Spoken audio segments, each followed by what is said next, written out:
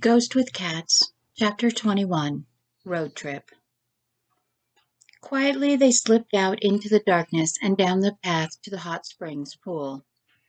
Boaz had released all the horses, and the handlers on the stolen comms were demanding for anyone to respond. No one did except the two at the gate. Bourne copied the frequencies associated with the comm device before he put it back in the dead man's ear. The warmth of the hot springs made the smell of the dead mercenaries' blood very strong. Annie vomited again while Boaz was telling Breeze not to worry about the cats. There was a cat flap in his back door, and they would be safe and warm until the next caretaker and the cleanup crew arrived. Boaz opened a hidden door behind the lockers, and they fled down the passageway to the vehicle Boaz and Bourne prepared the day before. 2 miles away, they drove out of a tunnel on the other side of the mountain and onto a road. Then they disappeared in the morning traffic. At the operations control, a man in a very expensive suit yelled profanities at several people as a woman watched from the other side of a mirrored wall. She smirked. She decided they were all fools. "I told you it wouldn't be that easy," she said as he walked back into the comfortable room. "It was 3 men and a woman against over a dozen of the best trained mercs I could buy," he complained, as he poured himself the bitter gold liquid he seemed to like so much. "Only the 2 at the extraction point survived." She flashed a cruel smile. "How many were shot?" "Just 1. They think the woman shot him in her room," he answered between swallows. "How many had crush injuries?" the woman asked malevolently. 3, and 2 more had broken necks. "That was his sword pet and his cipher," she purred. "How many had blade injuries?" 9. Why? "Well, the female did buy the Admant a sword. She basically sang your men's death song herself. I told you, it is not our tech that makes him a great warrior. He was born a great warrior. He was made one of the 12 defenders when he was just 15. She took the glass from him and drank the rest of it. He doesn't use the tech you seek to win at warfare. He is the tech you seek. He can direct over 30,000 with only his mind and his halo. Soon he will be out of your reach. Then I will have to kill him myself, like I killed his brother, and our little agreement will be null." She smirked, showing her pointed teeth. Bence scowled at the tall female with black emerald eyes. She was as cold and hard as he was, but she had access to the technology he wanted and needed. He only needed to kill her enemy on his planet to get it. But the task was proving to be much harder than he thought it would be. Bence turned and stormed out of the office. She signaled his assistant. He was such an obedient pet for one not maid. "I want to know everything about this Dr. Annie Winters-Dove. Her family, her friends, everything from the moment of her birth to what she will eat for breakfast tomorrow." She smiled coldly. Her enemy, Admant Vance Tall, had an ally, and she would find out Dr. Dove's weakness, just as she found out that Tall's weakness was his brother True's fool quest. The females of her family spent generations spreading their agenda among the Eloh, and for a few generations here on Earth. Things are just starting to get interesting, she thought. Perhaps she could make an ally of Dr. Dove. She seemed to be a strong and self-determined female. one not opposed to killing males when needed. They ate at the Pancake Alley Diner in Farmington, New Mexico, the best waffles Annie had ever tasted. She hoped to wait in Durango until later in the morning and detour to the ruins at Mesa Verde, but Boaz insisted they leave Colorado behind as soon as possible. He was right. Sightseeing could start later. They were taking detours to the Grand Canyon and Monument Valley before they headed back toward the Texas coast, so they took turns and kept driving. The Eloh were amazed at the variety of scenery. Their world had lost this quality long ago. Every evening they arrived at a modest but well-kept motor lodge. The sheik's people were always welcoming and gracious, and Annie seemed to be managing her agoraphobia and anxiety well. Somehow they always ended eating the evening meal with the families who ran the motels. Every night Annie told the children how kind their elderly sheik was and how much he loved his people. Brice always played with the children, while Boaz and Vorn played chess. Tal read his books or worked his swords. At one stop, two young men approached him, and he taught them sword basics. The brothers and cousins all owned scimitar-style swords. They were young and dreamed of the days of returning to the desert and horses and swords. Tal wished he could return to his days of innocence as well. On the fourth night, they arrived at a motel to find a wedding in progress. Their rooms were waiting as usual, but there were wedding guest clothes on their beds. Annie just shrugged and said it would be rude to refuse. We are half a day from our destination. Tal was not happy about all the people. Perhaps we should continue. The clothes mean no one will know who we are, Annie argued. Tal almost growled, but then agreed. Very well, but with the understanding that if I sense any threat, we will leave immediately. Annie, I won't wear it. I'm not a Muslim. Boaz wasn't happy about the style of clothing, but after a few minutes of arguing, he also reluctantly agreed after Annie pointed out, we'll be armed at all times. It doesn't matter what we wear as long as we blend in. After dressing quickly, Annie adjusted their Bedouin wear. She wore a blue jeweled dress with a hijab. She looked beautiful in the colors that mimicked a peacock. Rich rugs covered the floor, and ornamental lanterns cast mosaics of light on the fabric-covered walls and the drapes that hung from the ceiling. The party was loud.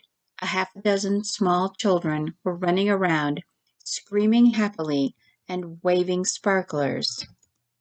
There were dancers, live music, and people were talking and eating at many tables. Annie wondered if they missed the ceremony. She saw no bride or groom. The host welcomed them, leading them to a table near the empty wedding party table. Annie screamed when she saw who was sitting there and threw herself at the frail elderly man at the elevated head place. Grandfather! Brice tensed, but Paul restrained him with a thought. They followed Annie, who was crying happily and hugging the elder and a young man. All three seemed to be overjoyed to see each other. Tal noticed Annie's dress was a more modest form of what the dancers were wearing. They stood politely, waiting for the reunion to end. Annie and the youth helped the elderly man to stand. She seemed completely relaxed and happy.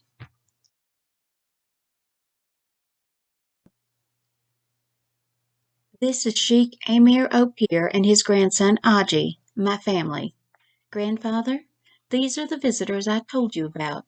This is Tal, the brother of True, and his servants, Vorn and Brees. And you know Boaz, a friend of Rabbi Jacob? Annie introduced them. Her eyes shined above her veil. Tal bowed deeply. Vorn and Brees bowed even deeper. It is my honor to meet you, Excellency.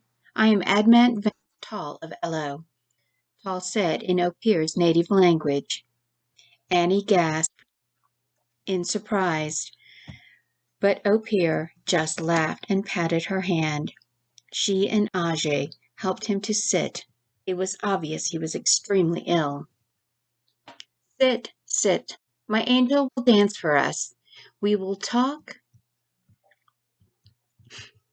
and it will be a good evening, the aged ruler said graciously.